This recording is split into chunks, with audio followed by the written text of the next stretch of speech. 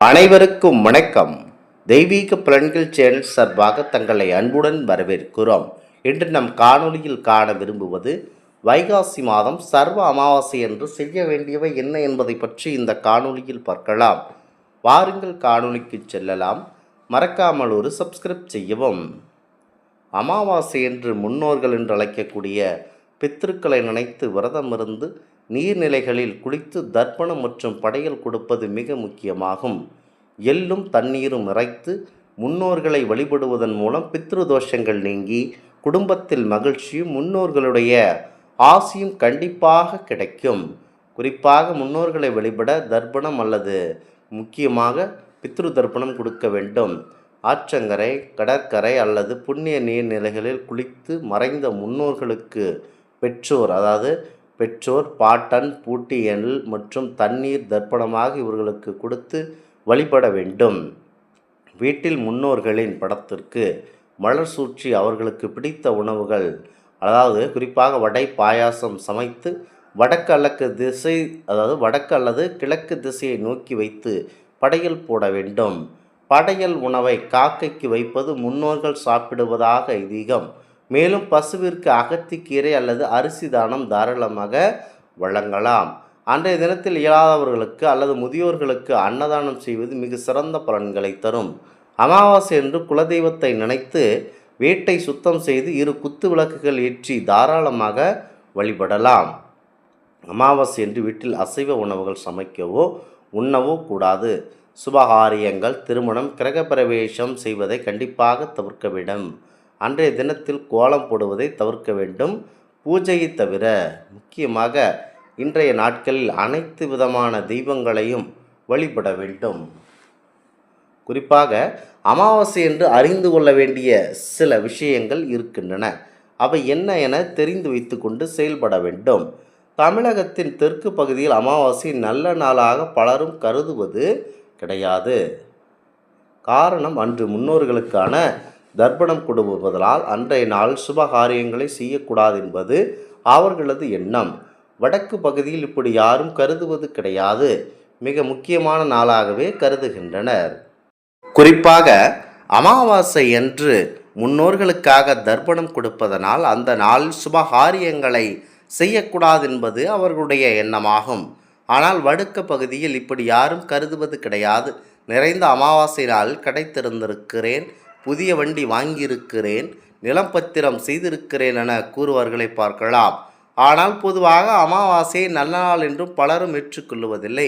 சரி, அமாவாசை சுபநாளா அல்லது அசுப நாளா என்று கேட்டால், அமாவாசை தினத்தில் சூரியனும் சந்திரனும் நேர்கோட்டில் வருகின்றன. ஒன்றையொன்று சந்தித்து கொள்கின்றன.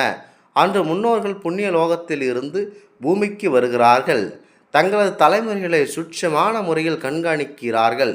அவர்களது வாரிசுகள் துவங்கும் காரியங்களை கரிசனத்தோடு பார்க்கிறார்கள், ஆசிர்வாதிக்க செய்கிறார்கள். எனவே பிதிர் தேவதைகள் என்று முன்னோர்களை வழிபட்டு அவர்களுக்கு மரியாதை செய்து அமாவாசை தினத்தில் புதிய காரியங்களை துவங்கினால் நிச்சயம் நல்லதே நடக்கும். அன்று நற்காரியங்களை செய்வதன் மூலம் தீங்கு ஏற்படாது. முன்னோர்கள் பூமிக்கு வரும் தினம் என்பதனால் அது நல்ல நாளே. இந்துக்கள் தை, ஆடி, புரட்டாசி மற்றும் மாசி, வைகாசி ஆகிய அமாவாசை தினங்களில் மிகவும் சிறப்புடையவையாகும். முன்னோர்கள் வழிபாட்டிற்கு மிக சிறந்த நாளாக அமாவாசை இருக்கிறது.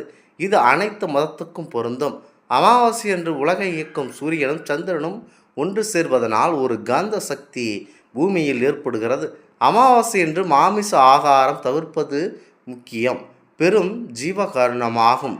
அமாவாசை என்று பிறக்கும் குழந்தைகளின் மூளை பிற்காலத்தில் அதீதமாக வேலை செய்யும் என விஞ்ஞான ரீதியாக நிரூபிக்கப்பட்டுள்ளது.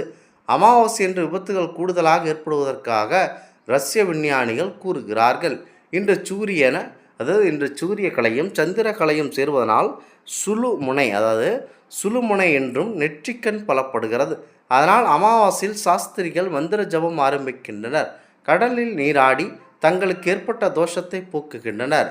அமாவாசை என்று ஜீவ சமாதிகள் புதிய உத்வேகத்தை பெறுகின்றன. அநேக குரு பூஜை மற்றும் அதிஷ்டான பூஜைகள் அமாவாசை என்று நடத்துகின்றனர். சாதாரண இறந்த ஆவிகள் சந்திரனின் ஒளிக்கற்றையில் உள்ள அமிர்தத்தை புசிக்கும். அதுதான் அதற்கு உணவு. அமாவாசை என்று சந்திரன் ஒளிக்கற்றை ஆவிகளுக்கு கிடைக்காது. அதனால் ஆவிகள் உணவுக்கு திண்டாடும். பசி தாங்க முடியாத இரத்த சம்பந்தமுள்ள வீடுகளுக்கு கண்டிப்பாக வரும். அப்பொழுது நம்மை யாராவது எண்ணுகின்றனர்களா, நமக்கு தர்ப்பண படையில் செய்கின்றனர்களா என்றெல்லாம் அந்த ஆவி பார்க்கும். ஒவ்வொரு அமாவாசை என்றும் தங்களால் இயன்ற உணவை அன்னதானம் செய்யலாம்.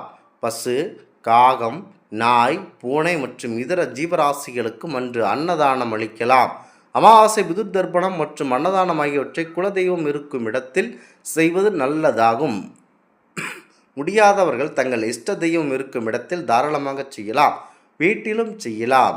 அமாவாசை என்று தலையில் எண்ணெய் தடவக்கூடாது. புண்ணிய தலங்களில் கடலில் நீராடலாம் அல்லது நதியில் நீராடலாம். அமாவாசை என்று காலை சூரிய உதயத்தின் போது கடலில் எடுக்கப்பட்ட நீரை வீட்டுக்கு கொண்டு வந்து தீர்த்தமாக தெளிக்கலாம். அதனால் வீட்டில் உள்ள தோஷங்கள் கண்டிப்பாக நீங்கும். உற்றார் உறவினர் தொடர்பு இல்லாத ஆவிகள், மரம், செடி, கொடிகள் அமாவாசை என்று மட்டும் தங்கி அவற்றின் சாதத்தை சாப்பிடும். அதனால் அமாவாசை என்று மட்டும் மரம், செடி, கொடிகளையோ காய்கறிகளையோ புல் பூண்டுகளையோ தொடக்கூடாது, பறிக்கக்கூடாது. ஒவ்வொரு மாதம் அமாவாசை என்று அதாவது ஒவ்வொரு மாதமும் அமாவாசை என்று அன்னதானம் செய்ய முடியாதவர்கள் வைகாசி மாதம், தை மாதம், ஆடி மாதம் இந்த புரட்டாசி மாத அமாவாசை தினத்திலாவது அன்னதானம் செய்ய வேண்டும். முக்கியமாக இந்த அமாவாசையில் அன்னதானம் செய்தால் 12 ஆண்டுகளாக அன்னதானம் தர்ப்பணம் செய்யாத தோஷம் நீங்கும். நமக்கு அன்னமிடுபவள் அன்னபூரணி, ஆவிகளுக்கும் அன்னமிடுபவள் ஸ்வாதா தேவி. நாம் ஆவிகளை நினைத்து கொடுக்கும் அன்னத்தை மற்றும் யாகத்தில் போடும் ஆகுதிகளை ஸ்வேதா தேவதான் சம்பந்தப்பட்ட ஆவிகளிடம் சிறப்பிக்கிறார்கள். நகரங்களில் வசிப்பவர்கள் அமாவாசை என்று ஏழை குழந்தைகளுக்கு அல்லது ஆதரவற்ற முன்னோர்கள் நினைத்து அன்னதானம் செய்ய வேண்டும். இதர தானங்களும் செய்வது அவரவர் வசதியை பொறுத்து. அன்னதானம் கஞ்சியாகவோ சாதமாகவோ இட்லியாகவோ இருக்கலாம். ஆனால் எள்ளு சட்னி அல்லது எள்ளுருண்டை கண்டிப்பாக இருக்க வேண்டும். இது போன்ற எதுவும் செய்ய இயலாதவர்கள் அமாவாசை தினத்தில் ஒரு பசுவுக்கு 9 வாழைப்பழங்கள் கொடுக்கலாம். இதற்கு ஜாதி, மதம், இன்பம் என்ற வேறுபாடு இல்லை. முன்னோர்கள் ஆத்மா சாந்தியடைய ஒவ்வொருவரும் இதை கண்டிப்பாக செய்ய வேண்டும். இந்த ஆன்மீக தகவல் உங்களுக்கு பிடித்து இருந்தால் தெய்வீக பலன்கள் சேனலை கண்டிப்பாக சப்ஸ்கிரைப் செய்து கொள்ளவும். மீண்டும் ஒரு நல்லதொரு காணொளியில் உங்களை சந்திக்கிறோம். நன்றி, வணக்கம்.